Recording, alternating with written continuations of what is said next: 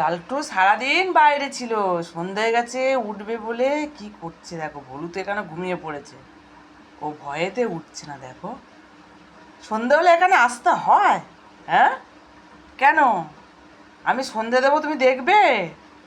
কিরে, সন্ধে হলেও আর বাইরে থাকবে না, ও ঠিক এসে আমার একদম ঠাকুরঘর সামনে শুয়ে পড়বে। দেখো ভুলু ঘুমাচ্ছে বলে ভয় ভয় করে উঠতে পারছে না, ভাবছে যদি আর ভুলু দাদা কিছু বলে। হ্যাঁ, ওর দিদাও শুয়ে আছে, ওর মাও ছিল চলে গেছে। সন্ধ্যের সময় এখানে থাকতে হয়, জানে তো 7টার সময় খাবার দেবে, সেই জন্য সব আস্তে আস্তে করে এবার এগিয়ে আসবে। এখন দেরি আছে, আয় তুই উঠে আয়, সাইড দিয়ে চলে আয়, কিছু বলবে না। আয় সব আস্তে করে সেই পাশে শুয়ে পড়ো। চলো তো চলো, আর কষ্ট করতে হয়, একটু ঘুমিয়ে নাও, তারপর 7টার সময় খাবার দিয়ে দেবো। হ্যাঁ, আয় উঠে আয়। ওর মা দেখো না, অস্থির, শুধু ঘুরে বেড়াচ্ছে। ওর দিদা তো একদম এদিকে মুখ করে শুয়ে রয়েছে।